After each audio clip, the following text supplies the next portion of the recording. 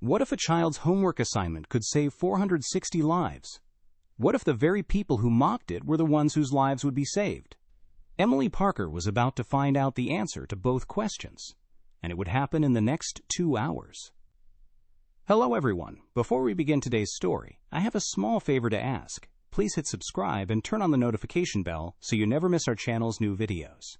Now let's return to our main character. The classroom fell silent. 23 pairs of eyes locked onto the hand-drawn diagram taped to the corkboard, and for 3 long seconds, no one spoke. Then came the laughter. It started small, a snicker from the back row, then spread like wildfire until the entire 5th grade class was howling. Emily Parker stood frozen at the front of the room, her fingers still pressed against the corner of her poster, watching her classmates double over in their seats. Her homework assignment, the one she'd spent 6 hours perfecting the night before, had just become the joke of the day. What she didn't know, what none of them could possibly have known, was that her teacher, Mrs. Patricia Holloway, had already made 3 phone calls about that very diagram before school even started. 3 phone calls that would evacuate the building within 2 hours. 3 phone calls that would save 460 lives.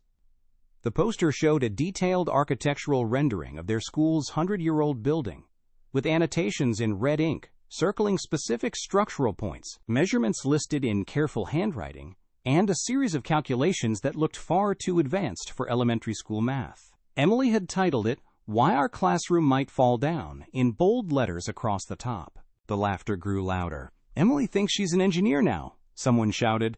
"My dad's an actual engineer and he doesn't make stuff up like this," another voice added. Mrs. Holloway raised her hand for quiet, but the damage was done.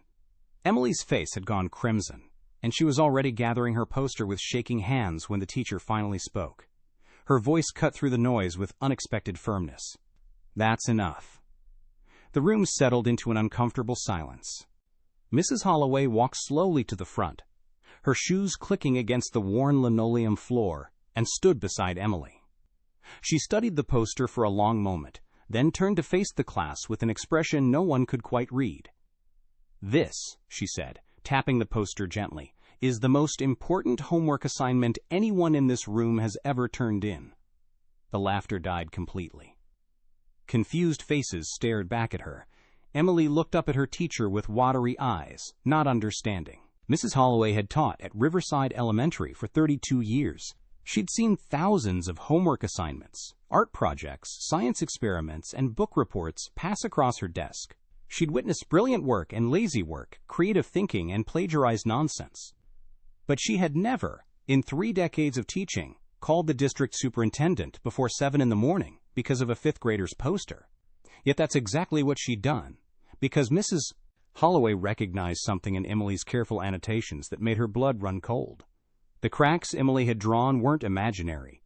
They were real. Mrs. Holloway had walked past them every day for the last 8 months, dismissing them as cosmetic aging, the natural settling of an old building.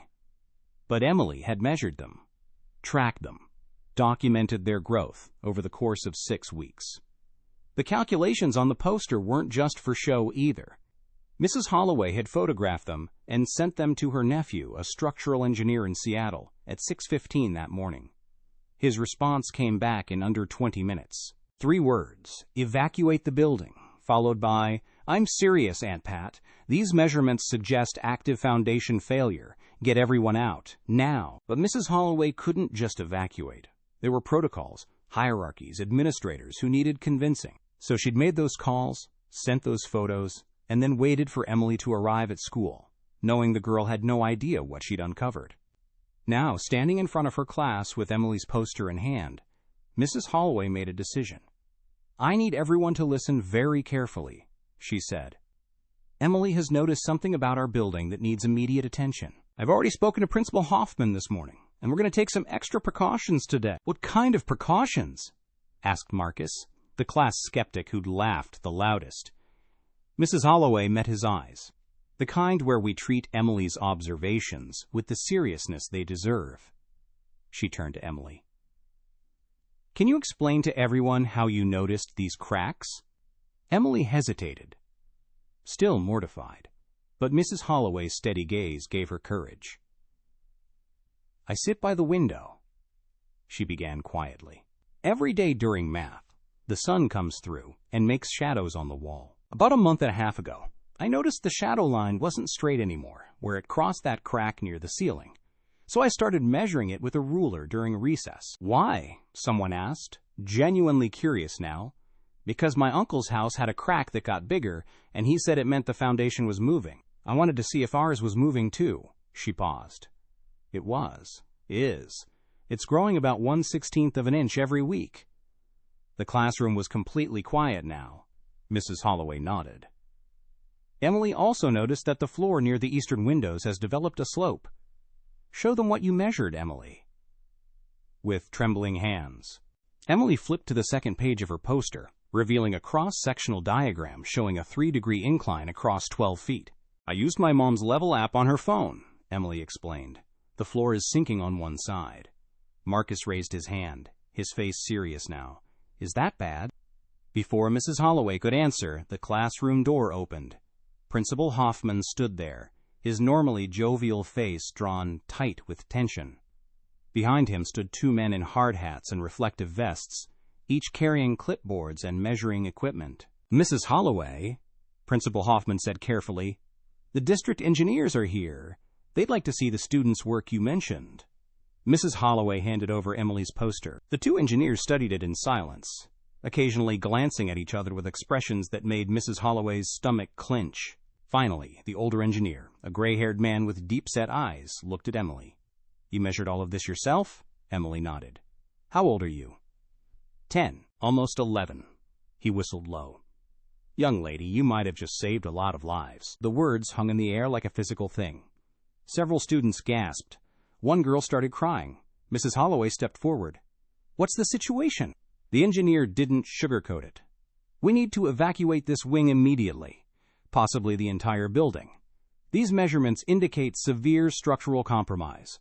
We'll need to do a full assessment, but based on what I'm seeing here, he held up Emily's poster. This building is unsafe for occupancy. Principal Hoffman's face had gone pale. How long for the assessment? We'll know more in 2 hours, but right now we need everyone out of this section. The evacuation happened swiftly. Mrs. Holloway's class filed out in orderly silence, the earlier mockery replaced by wide-eyed understanding. As they gathered on the soccer field with the rest of the school, words spread quickly. That weird homework assignment, the poster everyone laughed at, the 5th grader who discovered something the adults had missed. By lunchtime, 3 news vans had arrived. The engineers' preliminary assessment confirmed Emily's findings. The eastern foundation wall was failing, compromised by a previously unknown underground stream that had eroded the soil beneath it over decades. The building's eastern wing, which housed 4 classrooms, including Mrs. Holloway's, was in danger of partial collapse. It could have happened any time. Maybe during class, maybe during lunch, maybe during the winter concert next week, when the auditorium next door would have been packed with families. Emily sat on the grass, watching the engineers tape off sections of the building, still processing everything. Mrs. Holloway sat down beside her. Do you understand what you did? The teacher asked gently. Emily shook her head. I just noticed the crack getting bigger. You noticed. You measured. You documented. You analyzed. You drew conclusions. That's what scientists do, Emily. That's what engineers do. You saw something everyone else ignored, and you had the courage to investigate it properly. And then you had the courage to present it, even knowing some people might laugh. They did laugh, Emily said quietly. They did, Mrs. Holloway agreed. But they're not laughing now. The news trucks multiplied. By 3 o'clock, Emily Parker's face was on the local news, her hand-drawn poster displayed on screen as reporters called her a hero.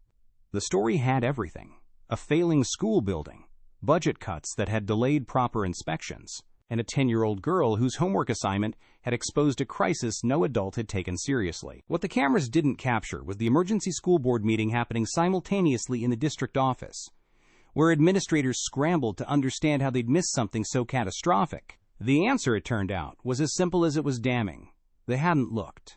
The building had been flagged for structural review 2 years prior, but budget constraints had pushed the inspection to low priority. After all, Riverside Elementary had stood for 100 years. What was another year or two? Emily's homework had answered that question definitively. The engineers working on the assessment found that the eastern foundation wall had been compromised for at least 18 months, possibly longer.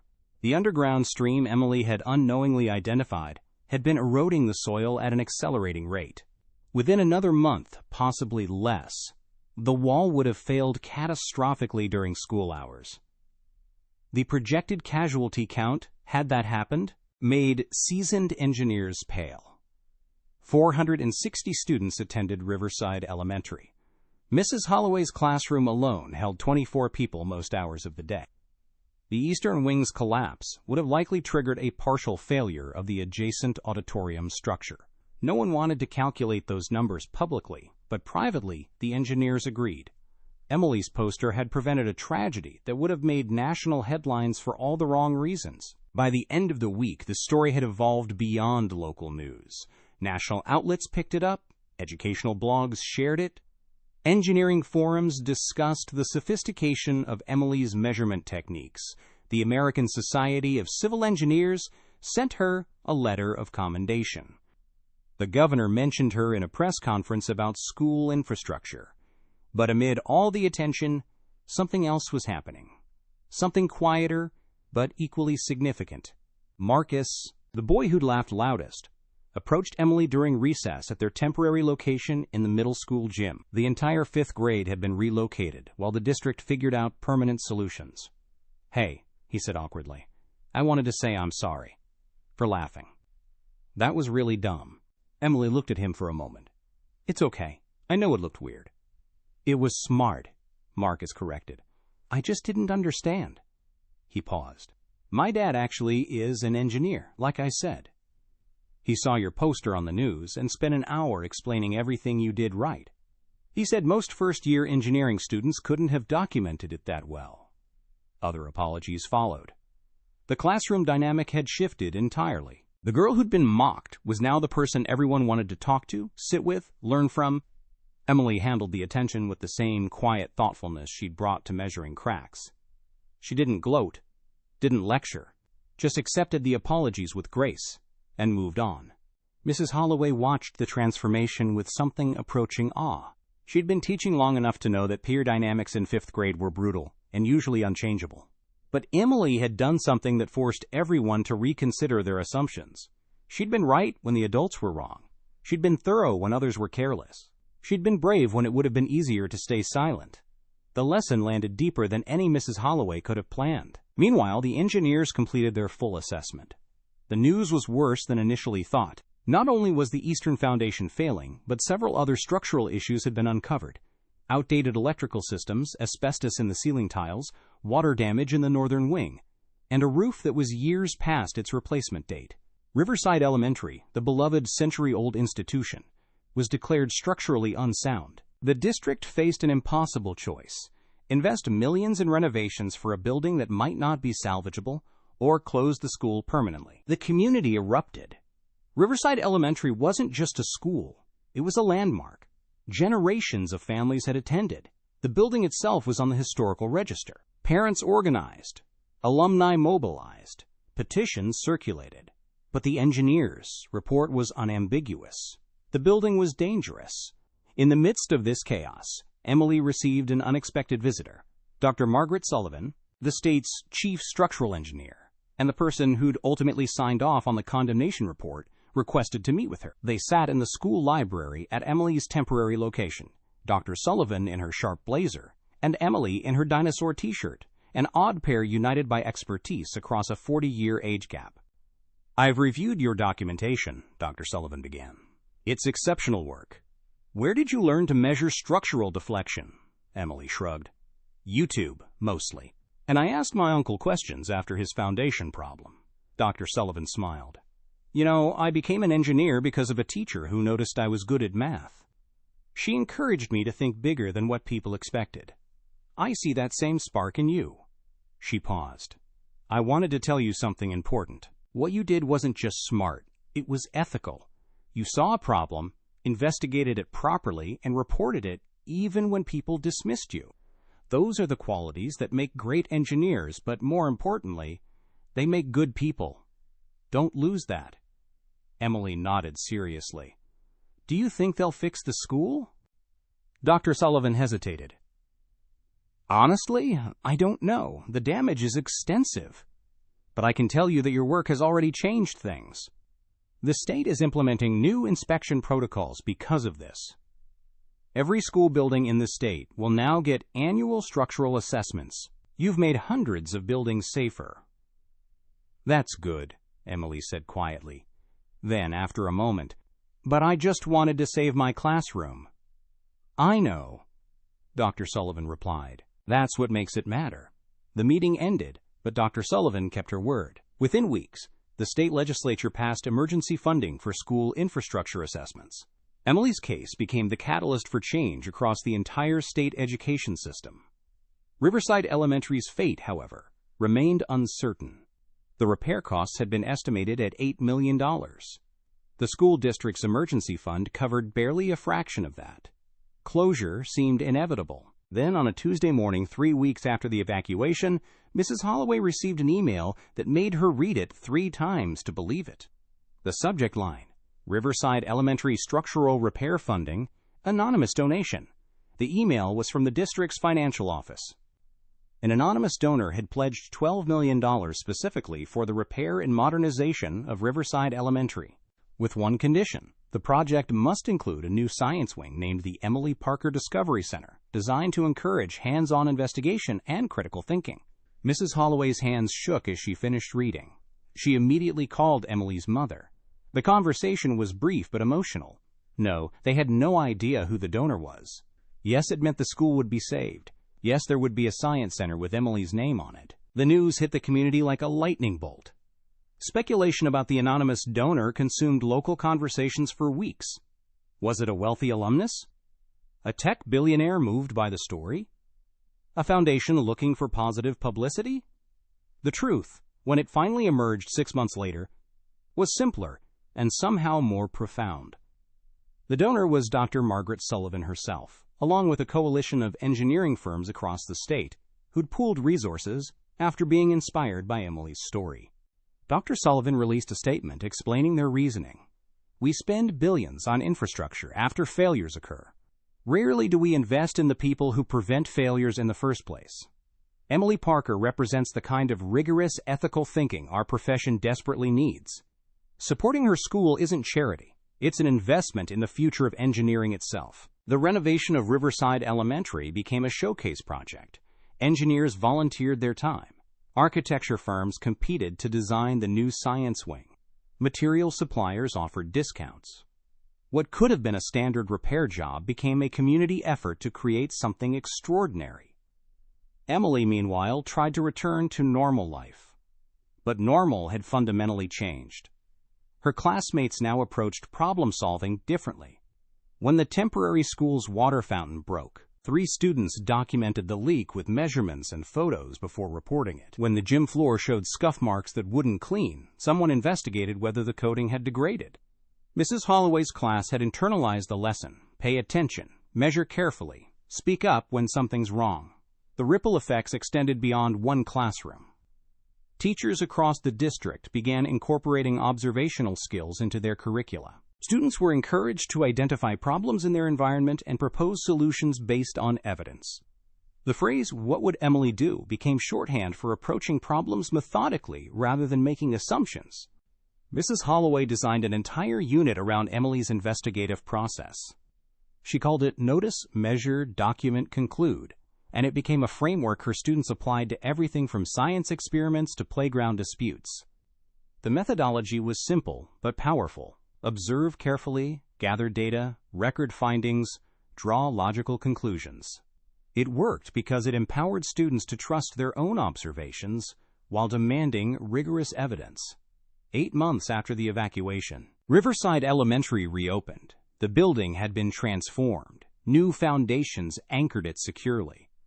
Modern systems replaced outdated infrastructure. Fresh paint covered decades of wear.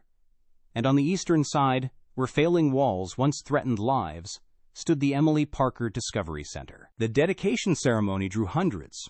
Local officials gave speeches about infrastructure investment and educational excellence. Dr. Sullivan spoke about the importance of listening to young voices. Principal Hoffman, who'd aged visibly during the crisis, thanked Emily for her courage. But the moment everyone remembered came when Emily herself stepped to the microphone. She'd resisted speaking publicly throughout the ordeal, uncomfortable with attention. But Mrs. Holloway had gently insisted she say something at the dedication. Emily stood at the podium, small for her age, looking out at the crowd. "I didn't do anything special," she began, her voice amplified across the gathering. "I just noticed something and wrote it down. That's what you're supposed to do when you see something wrong." She paused, gathering confidence. "Mrs. Holloway taught us that homework isn't about getting points. It's about practicing how to think. When I measured those cracks, I was just practicing.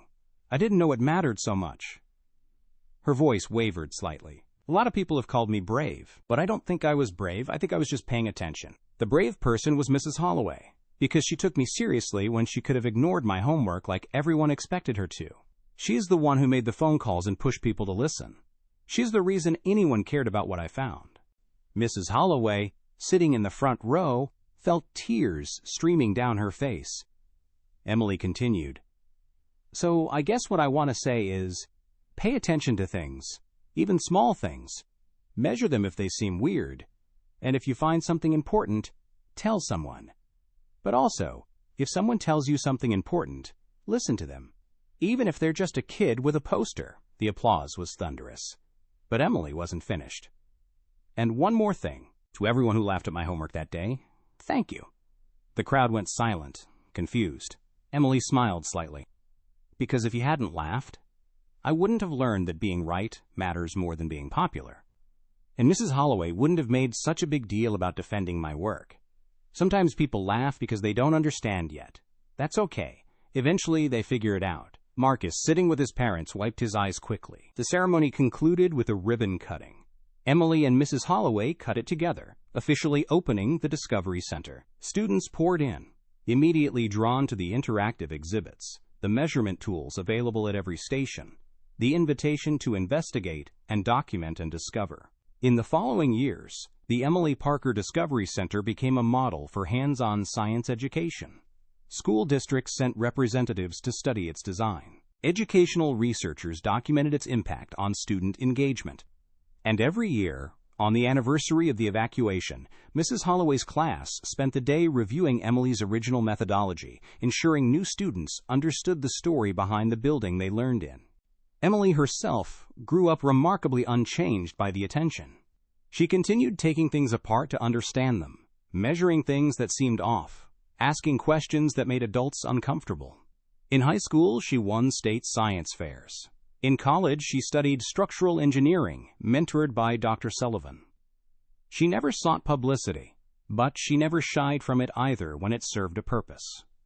Mrs. Holloway retired 5 years after the Discovery Center opened, but she volunteered there twice a week, helping students develop their investigative projects. She kept every letter Emily sent from college, every photo of her working on job sites, every article mentioning her growing reputation in the engineering field. On Mrs. Holloway's last day of volunteering, a week before her 75th birthday, Emily surprised her with a visit. She was 24 now, recently hired by the state engineering office, working on school infrastructure assessments. They sat in the Discovery Center, surrounded by the sound of students investigating, measuring, documenting. "I never thanked you properly," Emily said, "for what you did that day." Mrs. Holloway shook her head. "You did the hard work. I just made phone calls. You believed me when no one else did. You put your reputation on the line for a 10-year-old's homework assignment. That takes a kind of courage I'm still learning." Mrs. Holloway smiled. "You want to know a secret? I was terrified I was wrong. When I made those calls that morning, part of me worried I was overreacting to a child's overactive imagination. But I looked at your work, really looked at it, and I saw the care you'd taken, the precision, the logic, and I realized that whether you were right or wrong about the structural issue, you were absolutely right about how to investigate a problem. That deserved to be taken seriously." She paused, looking around the center that bore Emily's name. "Besides, I've spent my whole career teaching students to think critically.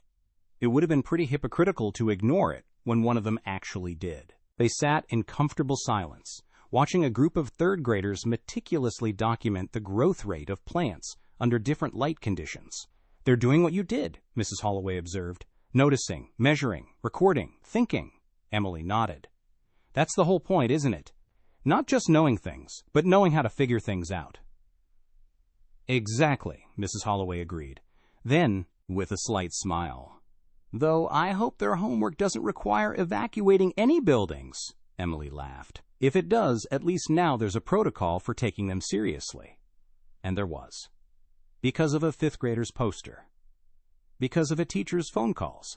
Because someone noticed something wrong, and someone else listened.